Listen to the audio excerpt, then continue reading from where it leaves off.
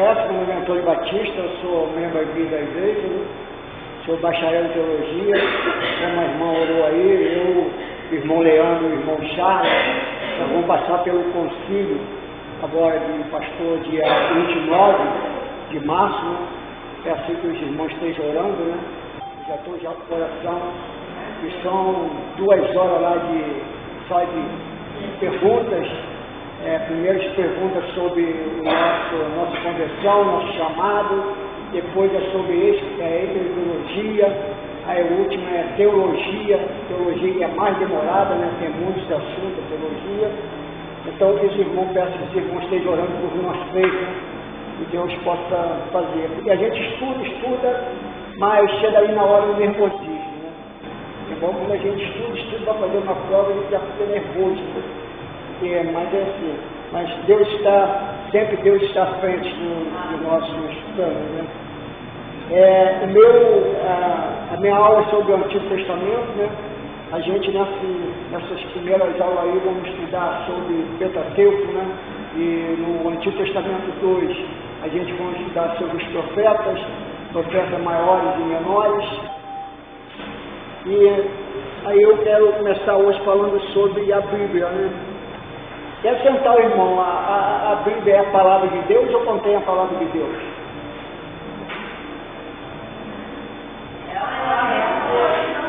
Oi? É a palavra de Deus. Isso é a palavra de Deus. Tem muitos que acreditam que a teologia liberal, por exemplo, ela fala que a Bíblia não é a palavra de Deus, ela só contém a palavra de Deus. Mas não é. Ela é a palavra de Deus, né? A Bíblia não se assemelha a nenhum outro livro do mundo inteiro. É o único livro que apresenta como revelação escrita o único Deus verdadeiro. Só ela mesma para explicar. Visando a salvação do homem, demonstrar sua autoridade divina por meio de muitas provas infalíveis. Outros documentos, religiões como o Alcorão, né, o livro do Alcorão lá, de Sequideira, que declara-se a palavra de Deus, mas não contém as provas da autenticidade que há na Bíblia. Por exemplo, os fenômenos da profecia cumprida, isso não tem lá no Alcorão, né? Eles usam esse livro da lei, são os 5 primeiros livros, Pentateuco. A Bíblia é uma biblioteca de 66 livros, escritos por 40 autores. O período que eles foram escritos, a Bíblia foi 1500 anos. Foi escrita desde a criação até as cartas, né? As cartas paulinas e as cartas gerais. No Antigo Testamento nós temos o Pentateuco, o livro históricos, poético e profético. No Novo temos os Evangelhos, o histórico só Atos, as cartas paulinas e as cartas gerais. E o profético, né? Que parte eu esqueci? Apocalipse.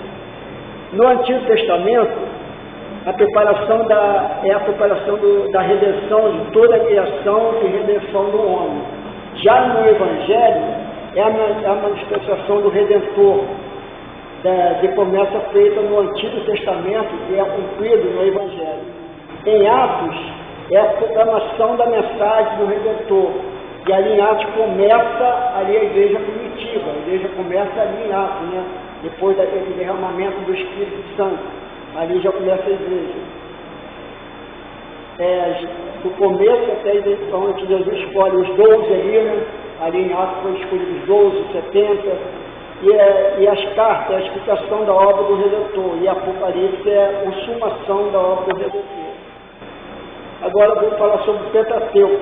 Pentateuco, ele vem da versão grega de remota no século 6 de Jesus, que significa o livro contém 5 volumes, que são de Gênesis, Levítico, Número e Deuteronômio. Os judeus chamavam a lei ou a lei de Moisés, né? Foi escrito por Moisés. Nem todo livro de os Pentateucos foi escrito por Moisés, ele ali faleceu, ali foi outros autores que escreveram. Falando agora sobre, vamos falar no Antigo Testamento 1, sobre o ser humano, a queda, o recomeço, Babel, a história da salvação, o surgimento do novo Israel, a entrada de Deus na história, a figura de Moisés, a Páscoa e a peregrinação. Vocês receberam a apostila do Antigo Testamento?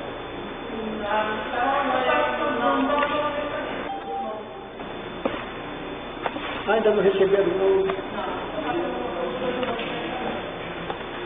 Então eu vou ensinar. Então ele não tinha.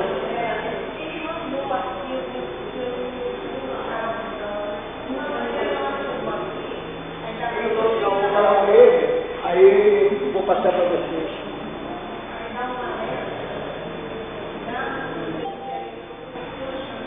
É porque eu vou ler também a apostila, e eu trabalho com esse livro aqui, ó, o Pentateuco. Depois eu vou botar lá no grupo, Paulo Fofa, eu trabalho com ele, isso aqui. Já a apostila é do pastor Isaldino, que o pastor Bruno tirou, né? E eu trabalho mais com esse aqui. Também são todos dois parecidos.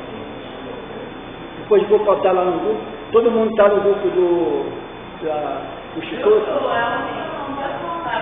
Aí eu vou botar lá o livro. Esse livro eu comprei na Nova Vida, não sei se foi R$28. Até bom para a gente que dá, vocês também dão aula aí na EBD, uma coisa assim, até é bom.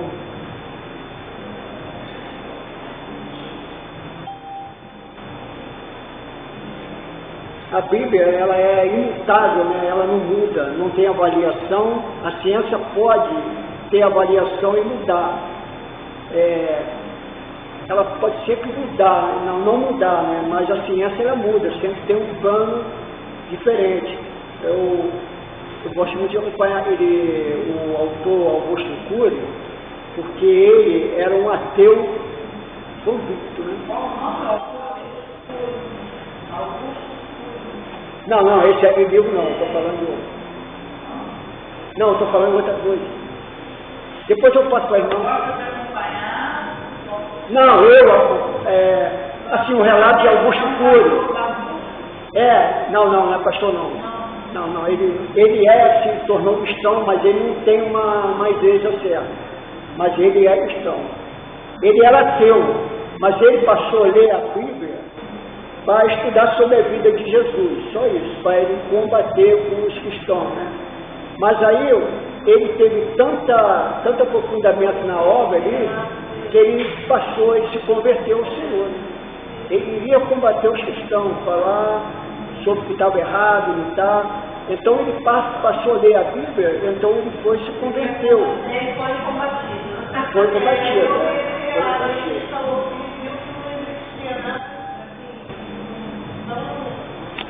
Eu vi esse relato, porque até ele pessoa pesquisou, então não tem que falar com ele. Ele falou que ele mesmo chegou à conclusão de que não existia nada tão grande que pudesse explicar Deus melhor, ele entendeu, né? As pessoas que atendem.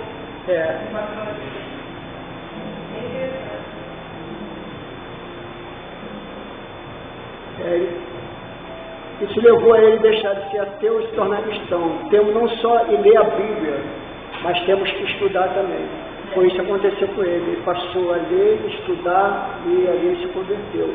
Tem muitas vezes que a gente põe só um versículo, quer compreender só aquilo, mas tem vezes que não.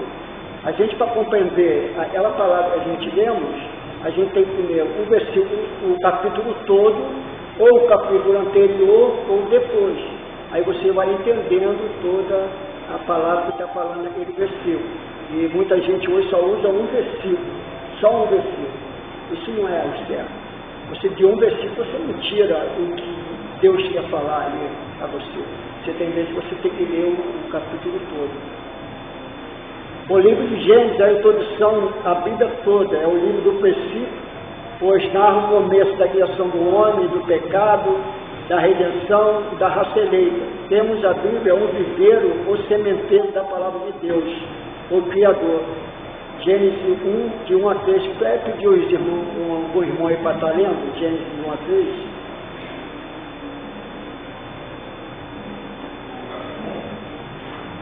Gênesis 1, capítulo 1, de 1 a 3.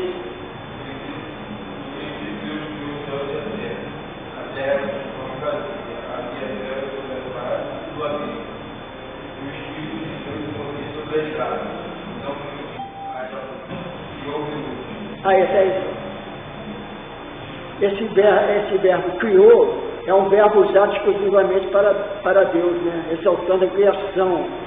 A criação quer dizer em hebraico nilo, ou seja, a criação é um termo.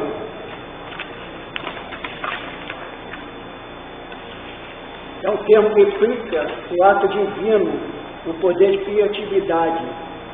Temos duas teorias sobre a origem do universo, né?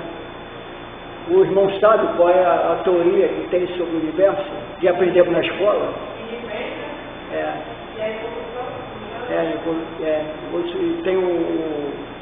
Tem a do homem, né, que é evolucionista e criacionista. Né? O evolucionista, ele crê que para eles, como a gente aprende na escola, né, quando é pequeno, que a gente vem dos primatas, né? Mas não é, né? Não é essa evolução. E o criacionista crê que Deus criou tudo. Né? Não foi essa forma que aprendemos aí na escola, né? Aqui na apostila diz, o relato de Gênesis sobre a criação não é um relato científico, é religioso. Tenta harmonizar o relato com alguma ciência que pode trazer problema. As ciências são mutáveis, né? Elas mudam, né? Incorporando novas descobertas por razão frequente. Se tivermos que adaptar o relato bíblico ao científico, é provável que temos que mudá-la ou adaptá-la novamente, dentro de pouco tempo. Esquecemos, no portanto, de tentar harmonizar o relato bíblico com o pensamento contemporâneo e preocupamos-nos com seus conteúdos, né? Se a gente for na ciência, a gente não vai mais crer na Bíblia, né? E a ciência muda, né? Vocês podem ver aí, e já descobriram os sacerdotes, e ali no Mar Vermelho, onde era o Mar Vermelho, onde abriu ali o Mar Vermelho, eles vendo ali, eles acharam o negócio de carruagem. Então eles passaram a acreditar já na palavra do Senhor, né? E aparece a evidência, né? Talvez eu acompanho assim, eu esqueci o nome dele. Ele é da Sétimo Dia, o Moreninho. Ele tem doutorado em arqueologia. Só não acompanho ele é do Sétimo Dia e tem muita energia. Aí ele fala sobre isso, né? Ele mostra ali as muralhas de Jericó, como ela se incendiou ali, né? Então é evidências, né? E eles estão acompanhando hoje em dia sobre a existência de Deus, né? Deus mostrando para eles que não foi isso. Teve uma reportagem também, do primeiro livro, né? E nós queremos saber até onde que a água realmente. Aí Deus fez projetar para ele Everest. Foi uma espécie de peixe no Everest. Então você imagina isso, o Everest é um ponto mais alto do mundo. Até onde que a água. Como é que preparando? Ninguém pode ser levado no peixe lá. Aí ele estava falando assim, será que a água do mundo realmente foi acima do Everest? Só que ele foi lá. É uma espécie de peixe que você não encontra em um lugar de...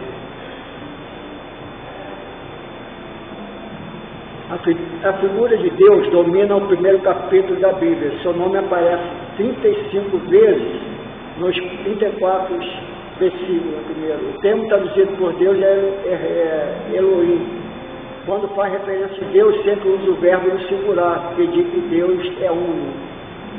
E no idioma hebraico, a forma plural às vezes expressa intensidade ou plenitude.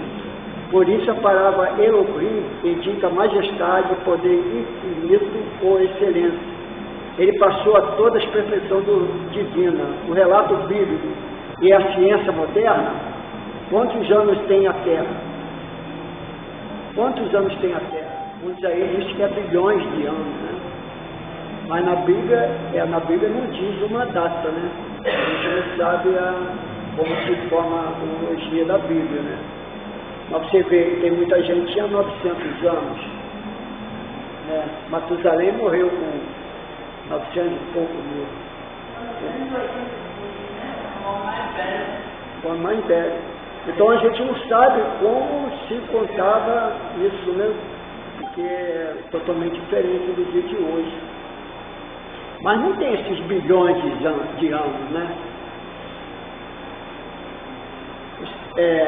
Os cientistas têm encontrado evidências de mudanças geológicas. De massa de pedra, outros indícios que fizeram chegar à conclusão de que a Terra é muito antiga. E esse conflito entre os certos cristãos, existe que a Bíblia diz claramente que faz somente 6.000 anos, né?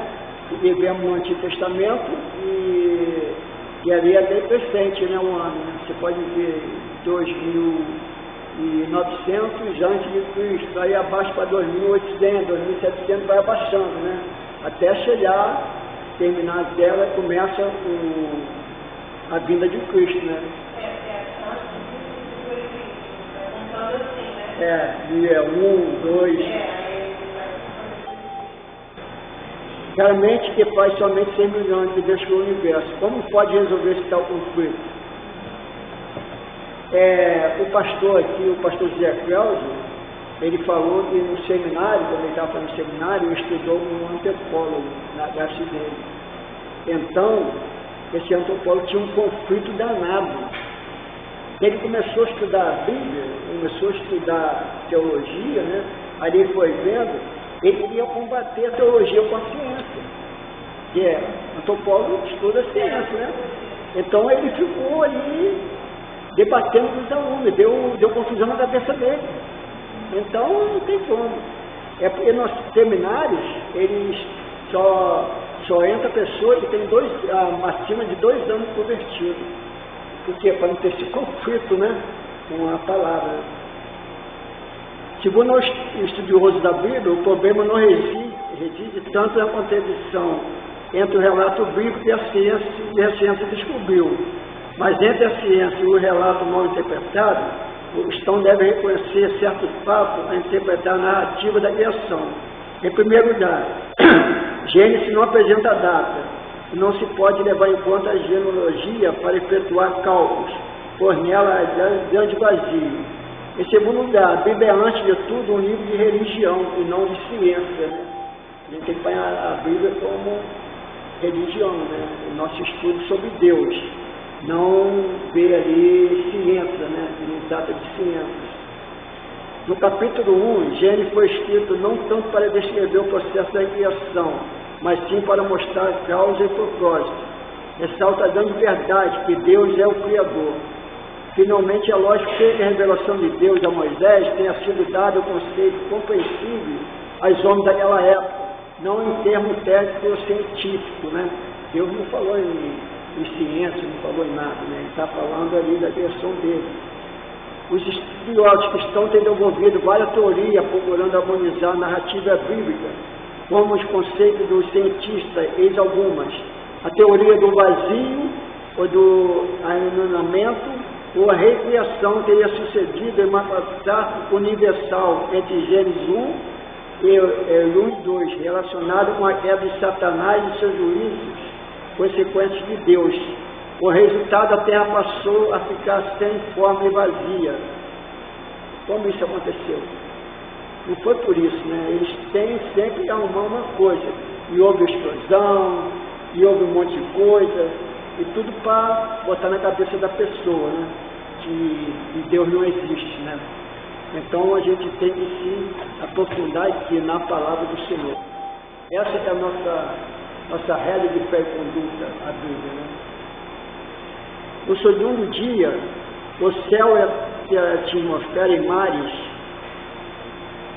No segundo dia tem que ir na apostila, depois o irmão vão ter, de 6 a 8, 1 Gênesis 6 a 8, e diz Deus: haja um firmamento no meio das águas, que faça separação entre as águas, né? Essa separação é a água entre a água salgada e a doce. E Deus fez o firmamento, separou as águas que estavam debaixo do firmamento, das que estavam em cima dele, e assim foi.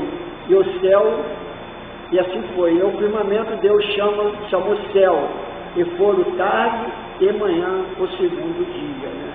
Você vê que manhã e noite. O firmamento está na apostila. O firmamento surge a ideia de vapores subindo, careando a superfície, evapora, dando porção da água, produzindo nuvem e surgindo a água doce, e a água potável indispensável para a vida na terra. Os irmãos sabem qual foi, já leu assim, Gênesis, alguém já leu a Bíblia toda aí? Não? Eu já li, mas não ler uma coisa.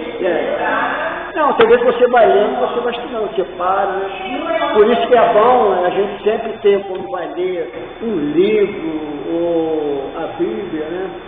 Ter, primeiramente, um dicionário e ter um caderninho de anotações. Ali você vai anotando. E a gente, quando estuda, eu, por exemplo, sou assim, eu tenho que escrever logo, senão eu esqueço. Então, a gente vai escrevendo, vai ali, você vai estudando, né? Vai escrevendo, vai falando. Eu acho que quando eu estava lendo, eu não estava realmente estudar. Aí a gente tem a oportunidade de começar a ler. Aí tem muitas coisas que fica meio no vácuo, aí fica até cheio de perguntas também. Eu fui descobrir depois, tanto também escrevi, passando de água, Não entendi. não entendi, mas nem... O que a irmã falou, Pedro? Que não entendi o quê? Não, a questão da água, separação de água de água, eu não entendi. Está aqui, esse aqui que eu não vou... Mas isso era para esse questionamento em mim, né? Não nunca questionando, porque eu não questiono nada para a vida. Mas a gente fica com aquela dúvida, né? Até eu fui numa escola bíblica, aí alguém foi, o professor estava dando e explicou, né? Essa questão de água, divisão de água, aí explicou que era água doce e água salgada. Eu acho que agora está fazendo mais fácil, né? Com a internet, dá mais a vida. Porque antes era deixar alguma literatura, explicar, se não fosse dentro de uma escola bíblica, Qual foi a primeira chuva? Não tinha chuva.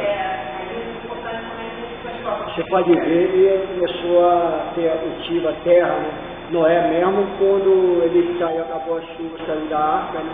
A gente vai para estudar isso ainda. Ele plantou uma vinha, né? Ele ali cultivou uma vinha, né? Tinha chuva.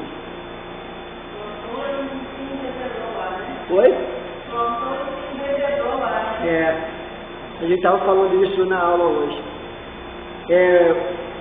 No segundo dia,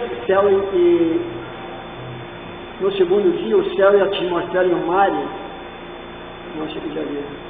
No terceiro dia agora, no terceiro dia surge a terra seca, emergindo da água, conforme segundo a Pedro. Aí segundo a Pedro vai explicar.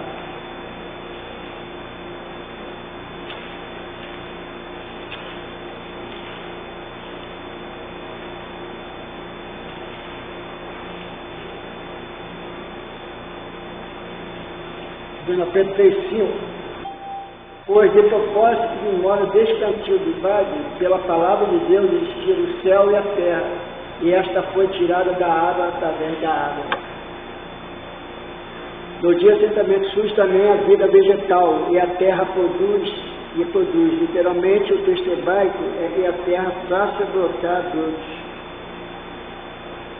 E a do 9 ao 13, algum irmão lê aí 1 Gênesis, versículo de 9 a 13.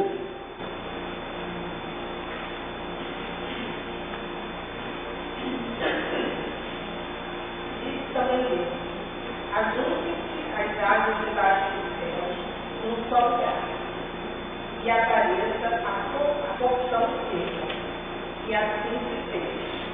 A porção seca chamou Deus terra, e ao ajuntamento das águas, mares. E de Deus que isso era bom. E disse: produza a terra ervas que têm sementes e árvores frutíferas que têm frutos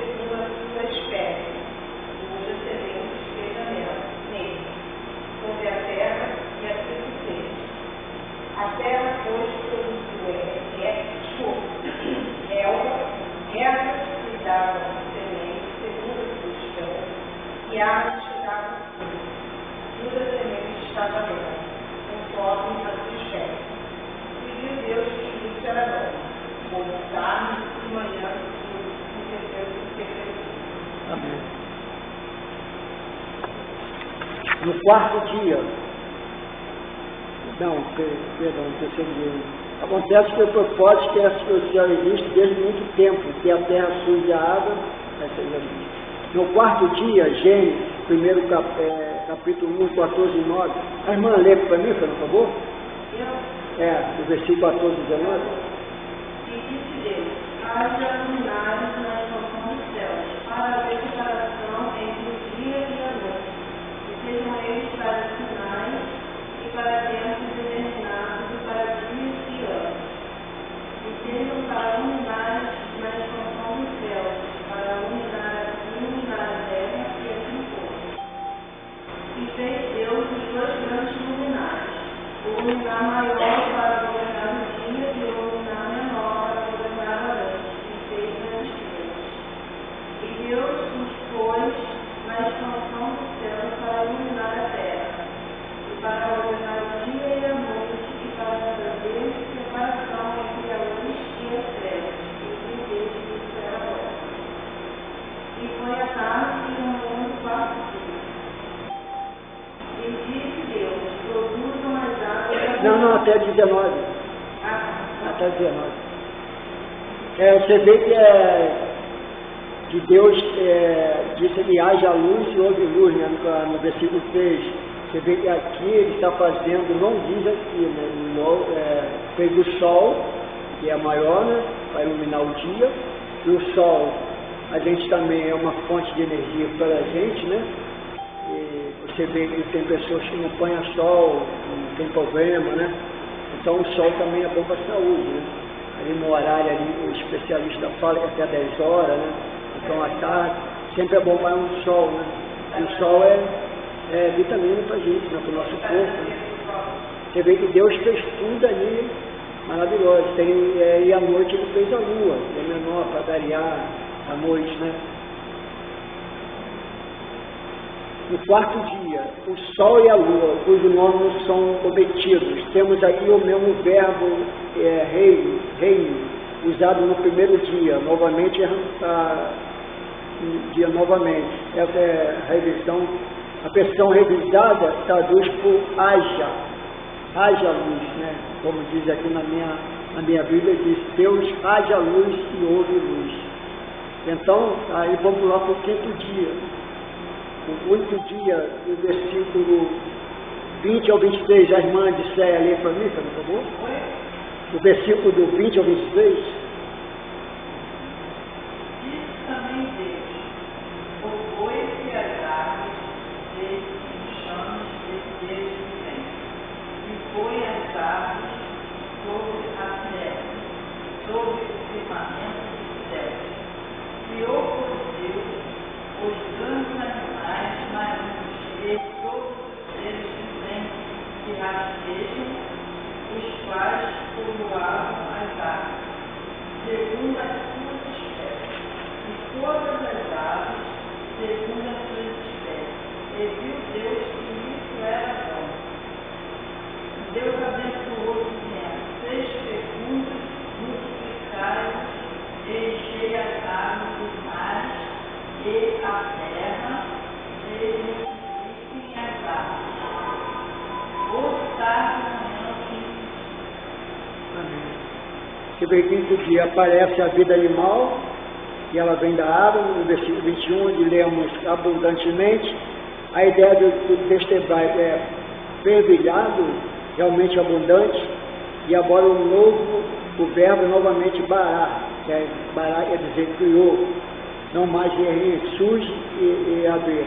Afirma mais uma vez que a vida animal e humana vem da mão de Deus, né? Você vê, isso para a gente é alimentação também, né? Temos os cardumes, né?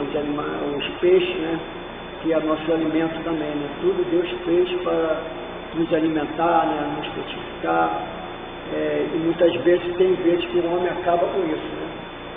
Eu pescava muito com meu pai, ele ficava assim, horrorizado quando chegava na beira de um pescava de rede também, chegava a ter esse peixe miudinho assim, bem na areia. É uma coisa absurda, o homem mesmo vai acabando, né, com a natureza. História aí de apanhar esse peixe pequeno jogar de novo, não, de apanhar e deixar ali largado, morrendo.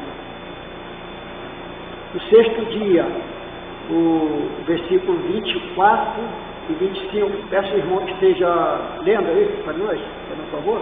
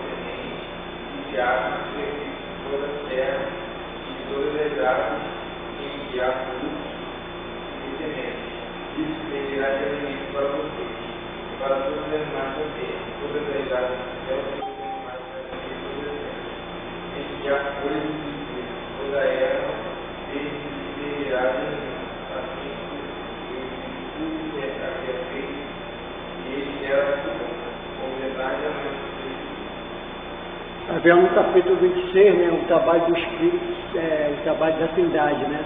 A Bíblia não diz, né? Aqui, nesse dia, ele criou aqui o ser humano, a sua imagem. Mas, mais à frente, quando ele cria Adão, então ele já tinha povoado a terra antes de criar Adão. Não entendi o que o irmão falou. O que acontece? Aqui, ó. No capítulo 2 vem a formação do homem. Certo? Aí seria a festa de Adão. Aqui já aí ele vai formar Adão. Aqui está dizendo, façamos o homem a nossa imagem e semelhança. Ali está dizendo. Não, mas aqui, ó, no capítulo 1, versículo 27, assim Deus criou o ser humano à sua imagem. Criou o homem. Ele cria Adão ou ele só criou algum ser humano? Não, ele criou Adão. Primeiro que foi o homem e foi criado foi Adão. Aí já criou Adão. Depois que ele vai criar, vamos ver aqui na frente, ele assopra, né? Aí Deus criou o homem à sua imagem e semelhança. Aí pode ver aqui no 27, está o homem e a mulher os criou.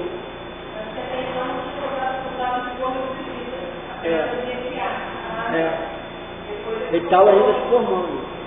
E nós vemos o trabalho da Trindade, né? Não diz, mas passamos Deus, está ali Deus Pai, Deus Filho, Deus Espírito Santo, né? Está aqui nesse versículo.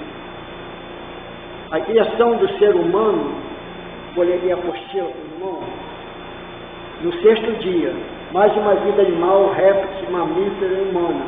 Mais uma vez voltamos ao X vemos em outra obra, também na Joéfia, né? Diz o autor.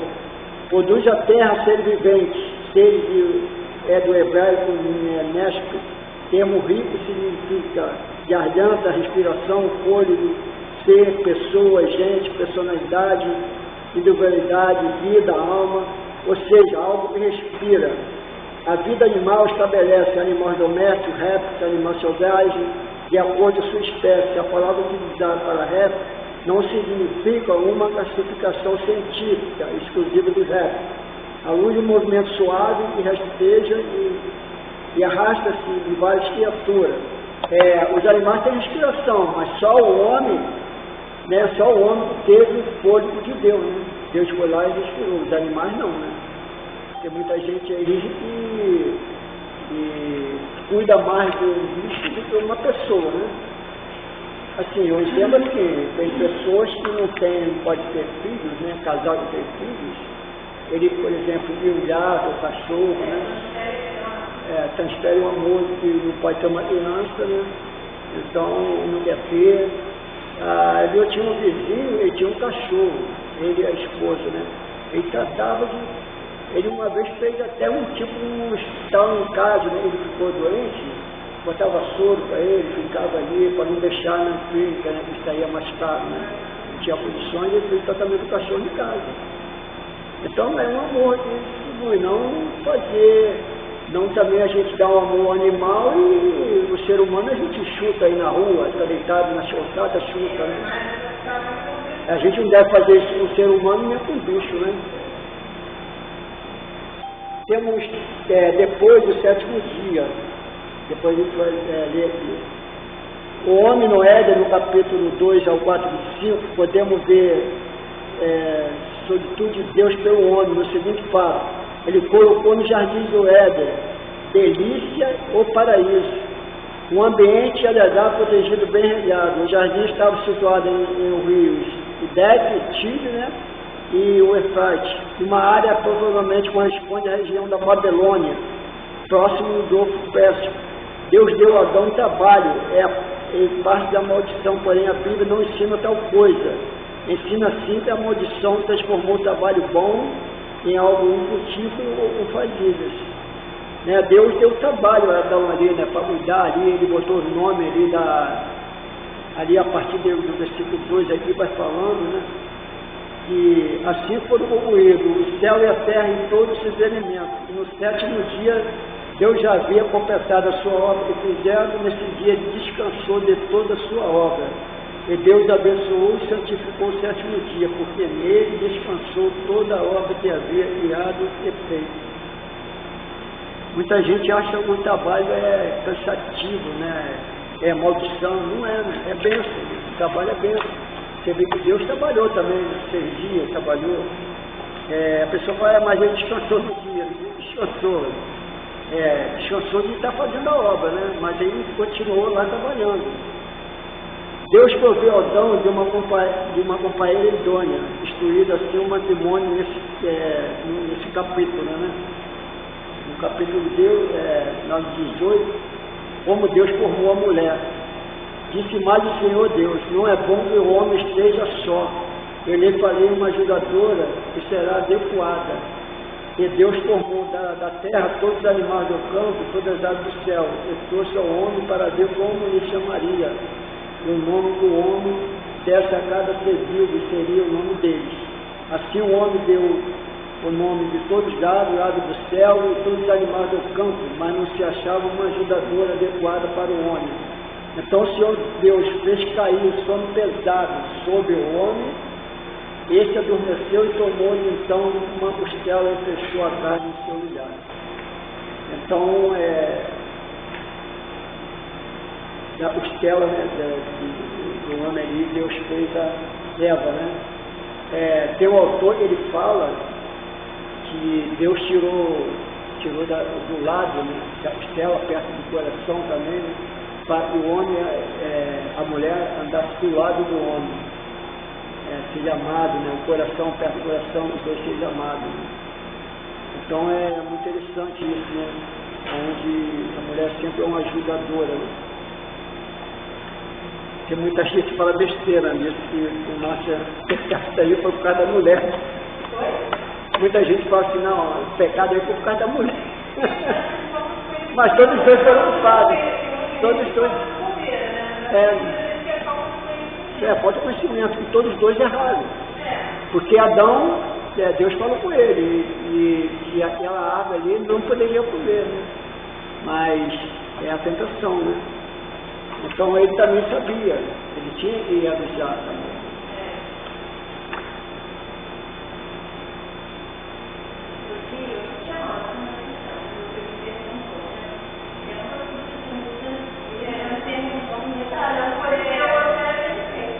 Mãe,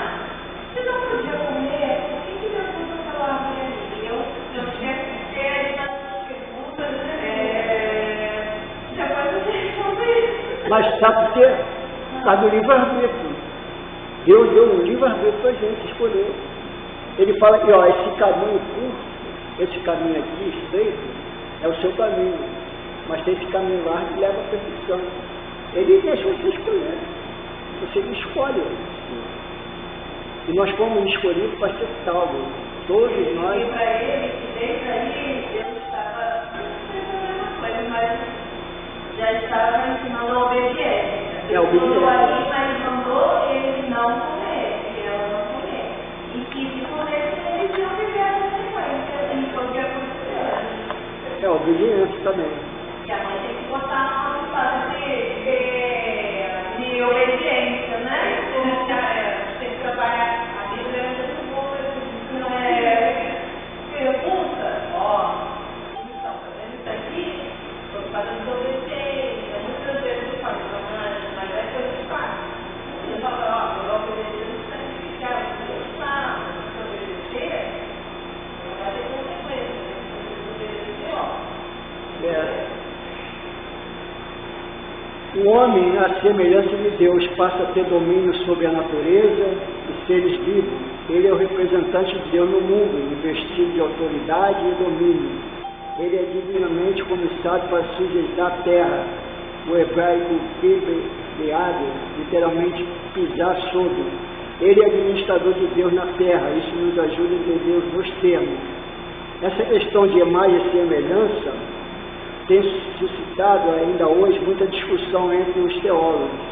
Esgotar aqui seria uma grande pretensão, até mesmo porque esta obra não é discussão ativa sobre o assunto. Mas lembramos que não se pode duvidar a questão ética quando fala da imagem e semelhança de Deus. Merval Rosa nos recorda em Gênesis 2:19, os animais também são alma vivente, mas o homem tem uma distinção, uma sua natureza moral.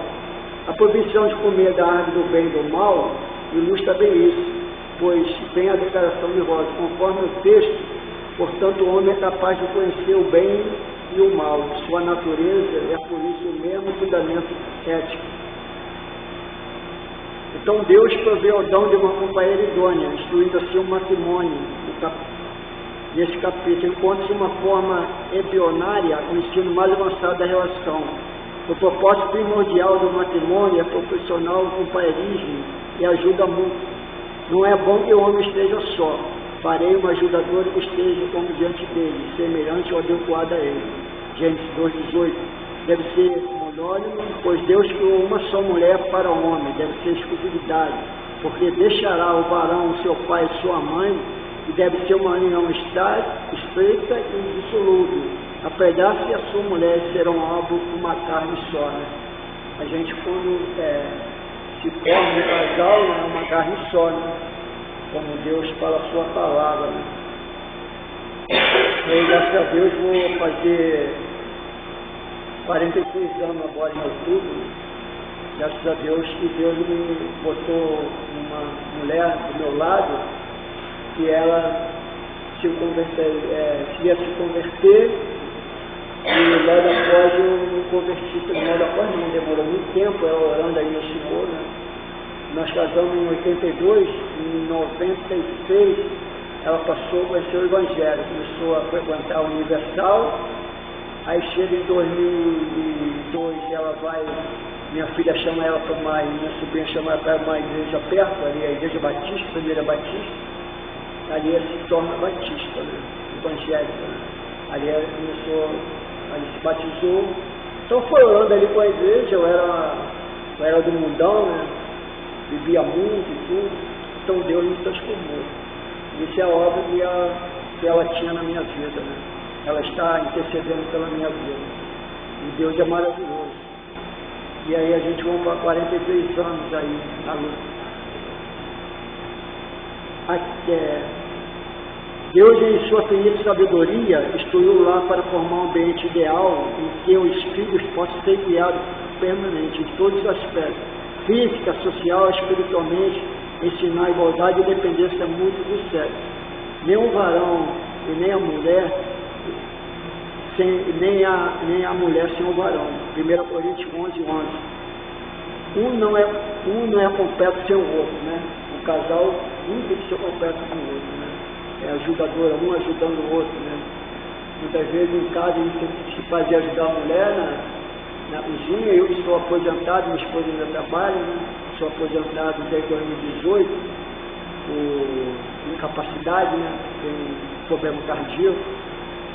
Aí eu em casa eu faço lá, a cozinha é minha, lava a louça. Só de domingo eu sou, de domingo e sábado ela está em casa, eu estou mais na folga.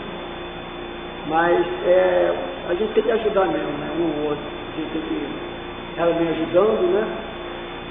E eu também tenho que ajudar em casa também. Isso é uma bênção. Nós temos assim, nossos filhos, então os filhos são criados assim, né? Eles vê ali o ambiente do pai e da mãe, eles levam isso para a vida deles também, né? Ver um pai com um lar, um pai de alegria, o lar deles também vai ser alegria. Eu fiquei muito feliz quando minhas filhas casaram, e os filhos também, né, eles falam que quando faz compra, eles viam a minha esposa, quando a gente chegava das compras, ela ia e orava, né? Ali no armário, antes de botar as compras, orando o Senhor. E aí meus filhos aprenderam também. Eles disseram, toda vez que eu faço compra, eu oro também ao Senhor, né? Para abençoar, né? Nosso dispenso, né? Então isso é muito importante, a gente apresentar isso para os nossos filhos, nossos netos, né? Aí nós vamos falar agora sobre a queda, né? Lá no capítulo 3 e 4, a queda e suas consequências. O capítulo 2 de Gênesis apresenta-nos um belo quadro da vida do homem no Éden, tudo era bom. Não, a cena se altera radicalmente no capítulo 4, pois agora o homem conhece a inveja, o ódio, a violência, começou a maldade e todo o sofrimento do mundo. A única resposta satisfatória da origem do mal, enquanto o capítulo 3 de Gênesis relata como o pecado entrou no mundo, produzindo sequências trágicas e universal. Aí nós vamos ver o tentador e a tentação, que está no capítulo 3, de 1 a 6. Algum irmão lê para mim, fazendo favor? Capítulo 3, de 1 a 6.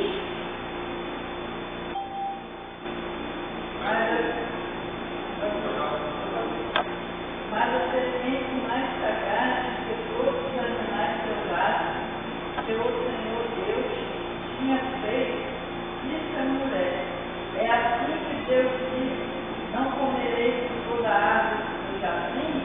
Respondeu-lhe a mulher: do fruto da árvore do jardim podemos comer, mas o fruto da árvore que está no meio do jardim, que Deus disse Deus: dele não comereis, nem tocareis nele, porque não morrais. Então a serpente disse à mulher: é certo que não morrereis, porque Deus sabe que no dia em que dele comer, se vos abrirão os olhos, e como Deus sereis conhecedores do bem e do mal. Vendo a mulher que a árvore era boa para se comer, agradável aos olhos, a árvore desejada para dar alimento, tomou-lhe do fruto e comeu, e deu também ao marido, e ele comeu. Abriram então os olhos de ambos, percebendo que estava luz, cortaram folhas de figueira e fizeram cinzas para si. Quando ouviram a voz do Senhor Deus, que andava no jardim pela viração do dia. Tá bom, irmão, até isso. Até você vê, né? E a serpente se transformou, né? E no texto não diz que foi Satanás, né? Mas nós vemos que foi Satanás que fez isso com a cobra ali, né? Para levar ela a falar com Eva, né? Você vê que muita gente pinta aí Satanás de chifre, de rabo. Não é nada disso, ele veio com um ser de anjo, né? Anjo de luz, né? E Satanás, como nós sabemos, que era um ser de luz, né? Ele era Lúcifer, era o querubim. Só que ali se formou o primeiro pecado, né? no ambiente angelical, né? Onde o coração de Lúcifer levou pecado, né? Onde ele queria ser mais que Deus, né? Mas ali ele foi logo expulso ali. Então ele formou Satanás, né? Foi a inveja, né? Foi? O primeiro pecado foi a inveja, né? A inveja. A inveja foi ele ser mais que Deus, né? Já de Adão foi a desobediência. Então juntou isso. O tentador e a tentação. Embora Moisés não diga aqui que o tentador foi Satanás, mas tal fato se acha indicado no Novo Testamento, João 8. Aí em João 8 vai nos explicar.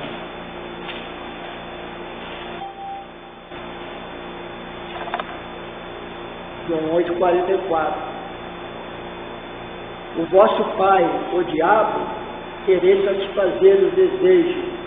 Ele foi homicida desde o princípio e não se firmou na verdade, pois nele não há verdade. Quando ele mente, fala do que é ele próprio, pois é mentiroso e pai da mentira. Então ele é formado como o pai da mentira. Lá também em Apocalipse 12, 9, diz também: e foi expulso o grande dragão e a antiga serpente, chamada Diabo e Satanás, que engana todo mundo. Ele e seus anjos foram lançados na terra. Ali Satanás foi expulso junto com Lúcifer, foi expulso do céu junto com 1/3 dos anjos, né? E aderiram a ele, né? Ele fez ele revolou todo ali no céu. E no Apocalipse 22 também, ele prendeu o dragão, a antiga serpente, que é diabo e Satanás, e amarrou por 1000 anos. Em Apocalipse 20 também. Apocalipse 22. A forma repulsiva da serpente e seu veneno faz dela um bom símbolo do inimigo do homem. Também seu movimento silencioso sugere a insinuação viciosa que o maligno empregou para tentar a mulher. Parece que Satanás se aproximou da serpente e falou por meio dela, realizando um milagre diabólico. Geralmente ele opera por meio de outros. Quem lê aí Mateus 16, 22, 23? Mateus 16, 22, 23. Olha quem o inimigo usou.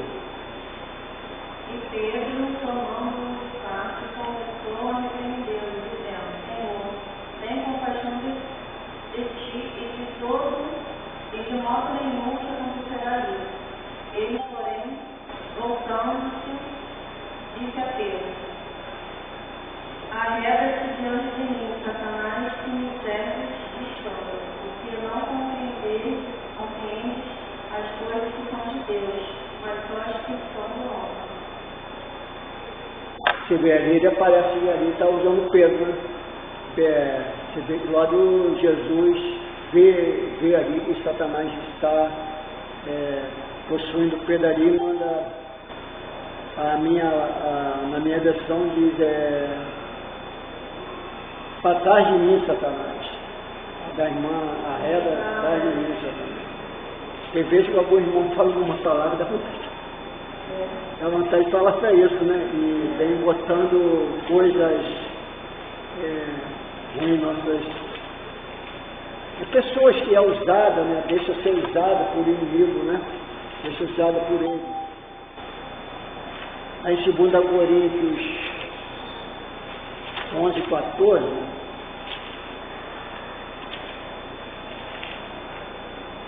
vai dizer que ele também ele aparece como um anjo de luz.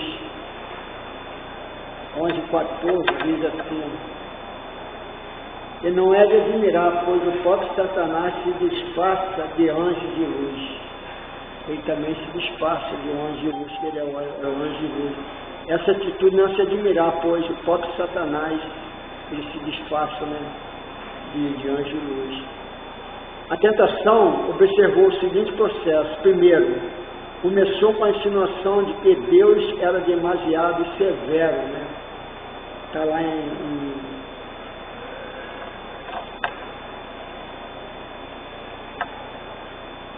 Gênesis 3:1. Olha, a serpente era o mais astuto de todos os animais do campo, e Deus havia feito, e disse à mulher, você, e Deus disse, não comereis de uma árvore do jardim. É uma fase que diga surpresa ante o fato de um Deus devia se proibir de escutar o produto de qualquer árvore do jardim. E segundo, Satanás levou a mulher para o terreno de incredulidade, negando plenamente que houvesse perigo comer do fruto. Quando alguém duvida e a desobediência produz consequências fúneis, significa capaz de provocar morte, já está no caminho da derrota, né? A desobediência leva nós ao caminho da derrota, né? E muitas vezes a gente sabemos. Outro dia eu fui confrontado, estava num lugar, já era 10 e pouco, estava eu e minha esposa, eu fui até no evento lá na igreja, e ela não é daqui não, na igreja, a minha esposa continuou lá na primeira igreja Batista Jardim Alcântara, ela é diaconisa lá. Então, ali nós fomos no evento, então fomos com duas pessoas, dois amigos, uma cunhada dela e um amigo nosso, nós fomos lá na igreja no evento, era 10 e pouco. Então esse amigo falou assim, Antônio, vamos passar ali debaixo ele retorno tem ali no coelho ali, que chama o retorno de Mariola. Eu falei, não, vou passar ali não, para 10 e pouco. Você não é cristão? Ele disse em Deus, não. Aí eu falei para ele, não, a gente acredita em Deus, mas a gente sabendo que ali é perigoso, a gente não vai confrontar Deus. Não tem como. Se você está vendo uma rua e tem um tiroteio, você vai passar? Não, eu estou com Deus, Deus vai à minha frente. Não, Deus não quer isso. Você sabendo que tem muitas vezes que acontecem muitas coisas nós com pessoas, e a pessoa fala, é de Deus, não é não, é de desobediência nossa mesmo, que a gente fazemos. Então essa desobediência foi deles, né, do casal, né? Você vê que de Adão ainda culpou Deus, né? Deus, foi a mulher e tu me deste. ainda culpou ela. Culpou ela e ainda culpou Deus também, ainda botou Deus. Tem um acusando o outro ali. Só a cobra que não acusou ninguém. Jesus lá na 40 ele falou, né? Não tentarás com Deus.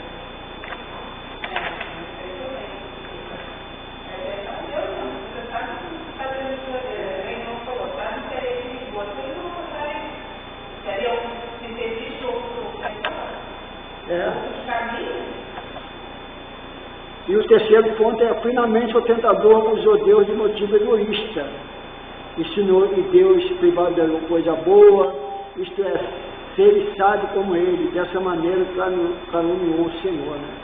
Ele fez tudo para Eva comer ali, dizendo que ia abrir os olhos deles. Você vê, Deus criou tudo, né? Mas o homem foi e acaba com tudo também. Vocês sabem qual foi o primeiro desmatamento que houve?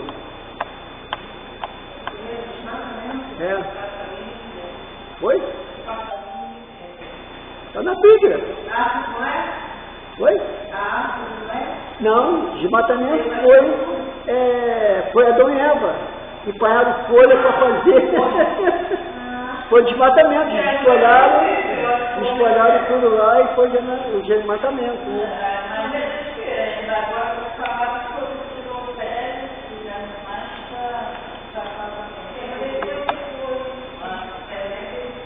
porque antes eles não tinham conhecimento disso, não sabiam que estavam nus, né? Mas aí a Bíblia ensinou. Eles comeram do fruto deu discernimento a eles para eles entenderem o que era o bem e o mal. Né? E antes eles só sabiam o que era bom, né? Mas aí eles passaram a saber o que era mal. Meus irmãos, já está na hora, e na próxima aula eu vou pedir, à noite a irmã não está aí, né?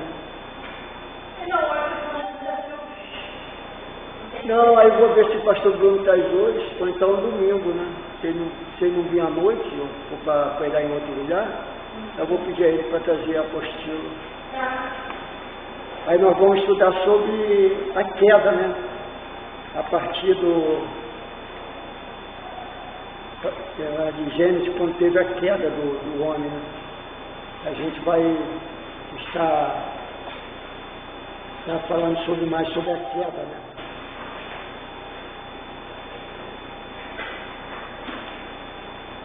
Irmão, posso até... Eu pedi ao irmão que esteja orando, agradecendo a Deus.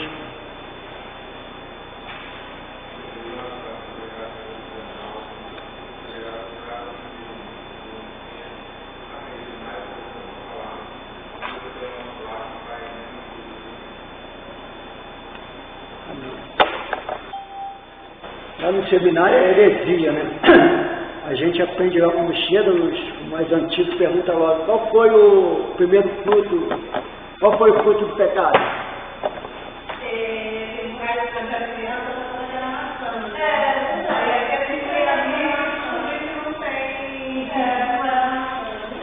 E qual é o fruto? Não fala tudo, não fala Foi o coco. Foi pouco? Foi. Foi o que está na cabeça? Não, olha só, então a mulher vendo que em Gênesis 3:6. Então vendo a mulher que a árvore era boa dela, comeu, e come é o quê? É o coco. E tomou o quê? Coco. Tomou do seu fruto, comeu e depois deu a seu marido. Mas isso é heresia, brincadeira. Não, se a gente tira do texto, panhou, tomou, que a gente faz o quê? Põe um pouco, toma água, e depois vai lá, e o corpo come aquela...